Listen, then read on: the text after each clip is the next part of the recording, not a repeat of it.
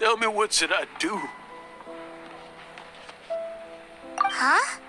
Why does he keep repeating his own name? Could there be another person called Stanley? Oh, Stanley. It should have been me. I should have been the one that died in the Menjadi that day. Why won't your spirit come and stop me from using your name? Why, Stanley? Why? If only you hadn't had to save a rookie like me, you would have never died in that windless corner of the world. You were a renowned adventurer, destined to become a legend one day. But now, that'll never happen, because your life was cut short, and all because of a worthless tag along. Does anyone get what's going on here?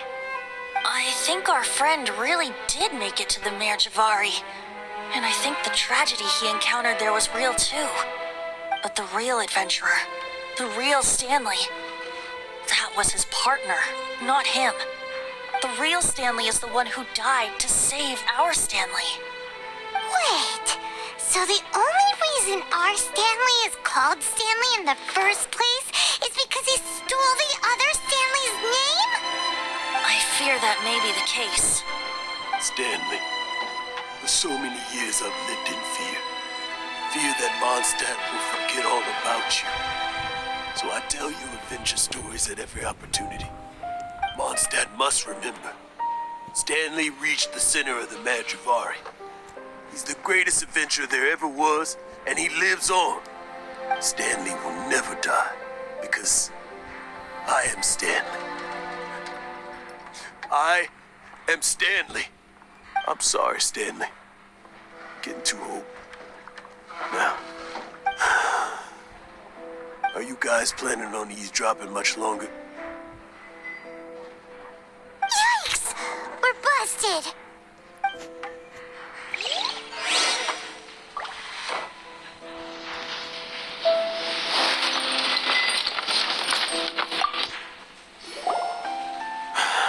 Go away. Save your questions. Just leave me in peace. But... Leave now. Don't make me tell you again. Honorary Knight, Venti, and Paimon.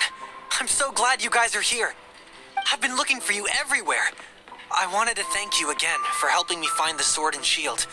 My parents are finally supporting me. Oh, really? Yeah, really. They even said they're gonna pay for someone to fix up the Sword of Brilliant Valor and Shield of Magnificent Honor for me, so I can take them out on the road. That's wonderful! So, Jack, is this the part where you bid farewell to Mondstadt and set off on your intrepid trip traversing Teyvat? No, not yet. I still don't have what it takes to go too far from home just yet. Besides, I'm sure Stanley still has a few stories left to tell. They're what inspired me to become an adventurer in the first place.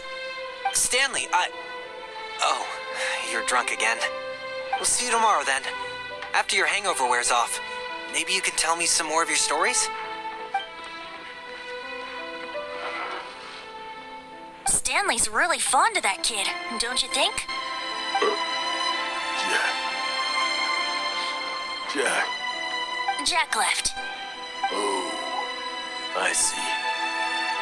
Well, thank you for not telling him about my secret. Huh? All of a sudden you're facing the facts? That isn't like you. Just now, I couldn't bear to look at him. His adventurer spirit is so pure, unblemished. Just a weary old feckless fraud. But that kid is a brand new shining star, full of potential. I cannot allow his dreams to be crushed. You're not a total fraud. Stanley's adventure stories and experiences, they're all true, aren't they? Stories? Experiences? What's the point of them anymore? To be honest, my memories of adventuring and of Stanley, they're hazy these days. That's my biggest secret of all, and my biggest fear. All these years, I've been living to tell his story. But his personality and the details of his life, I don't remember them clearly anymore. But the one thing I can never forget is that he died in a windless land, where his spirit can never be recovered. Exactly. Even in his memory, the real Stanley isn't the living, breathing friend he knew at all. Instead, he's become fixed on the image of him as that battle-scarred warrior, and that image has held him captive his entire life. I'm too old. I never let go. But still, so much has slipped away. I'm completely and utterly worthless. No adventurer should have to go that way. No adventurer ever. Hans Archibald. My true name? How did you know?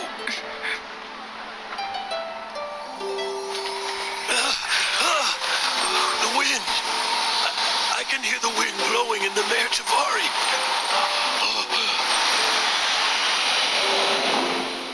I always believed you existed. Will you hand me your old friend's spirit?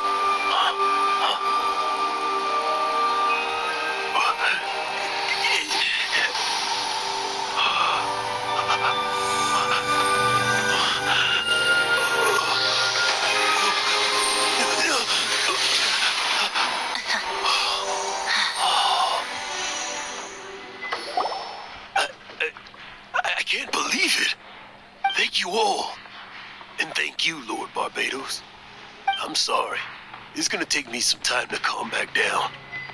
But I think that I'm gonna be okay.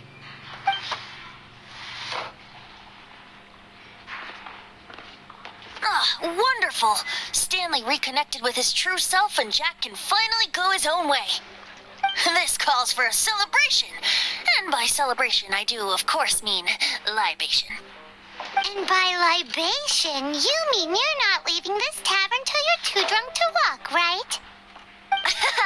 No, the wine here's too expensive. Jack still owes me some wine, though. He promised me a rare vintage in exchange for helping him out, remember?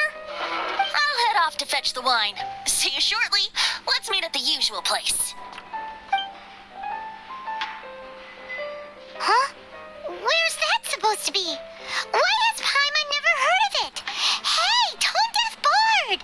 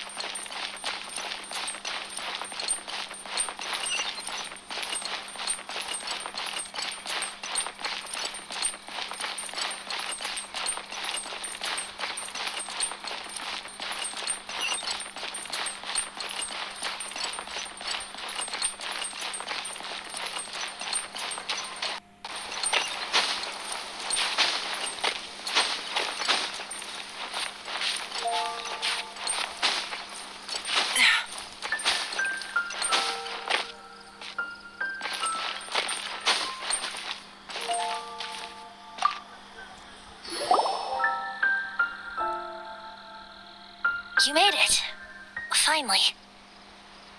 Just tell us where where you meet next time, okay? We looked everywhere. So, did you at least manage to find your wine? Yep. Well, sort of. Jack made it out to be a rare collector's edition vintage, when actually it's just a half bottle of regular cider. This takes me back. The first time I saw this view, I hadn't even taken on this form yet. It was about 2,600 years ago, before the world had come under the rule of the Seven. At that time, old Mondstadt was ruled by a tyrant who sealed off the city's perimeter with a ferocious hurricane. Even the birds couldn't get in or out. Old Mondstadt? Oh, Paimon remembers. Nowadays it's known as Storm Terror's lair, right? You mentioned it before. That's right. The tyrant of the winds who once ruled from that tower was Decarabian, god of storms. Back then, I was but a wisp among the thousand winds. I wasn't a god of anything. I didn't even have a human form. I was just a tiny elemental being who lived in the wind, a gentle breeze bringing subtle changes for the better, or tiny seeds of hope. A tiny elemental being? Without a human form? Then do you mean you used to look different than you do now? Yep. My current form is not so different from the situation with fake Stanley. I took the form of a friend. In old Mondstadt transpired the story to be told. Where a tyrant ruled, I met a boy not that old. The lyre he played, and for a song he sought. But storm walls blocked blue sky. He was sincerely distraught. I do so wish to see the birds in flight, said he, his strong eyes filling with light. But his voice was lost in the howling wind's churn, for the whirlwind takes and gives not in return. The true sky and songs that cageless soar, were they not wishes worth fighting for? So the boy turned, extending his hand. Let us cast down the tyrant and his walls from this land. The young boy raised then the flag of revolt, and I threw myself into freedom's tumult. Victorious were we who fought to be free. Gods fell, winds whipped, nations shook violently. In the smoke, a despot met his doom, and we watched as his great tower fell none too soon. Mondstadt began anew, the story passed down, and since then never has another worn its crown. So then what? What happened to your friend? Say, Paimon, do you wish to hear the next part of the story? Yes, of course. The suspense is killing, Paimon. Now's the time you suddenly get a craving for apples? Really? Getting a little peckish or something. Paimon's had it up to here with you. You know, you're so smart it almost makes me uncomfortable sometimes. But then, maybe it's right that true friends can tell what the other is thinking.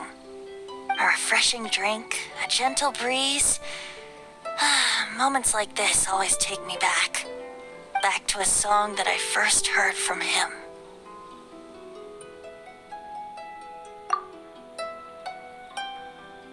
Fly, fly away. Like a bird in the sky. See the world on my behalf. To the heavens may you fly.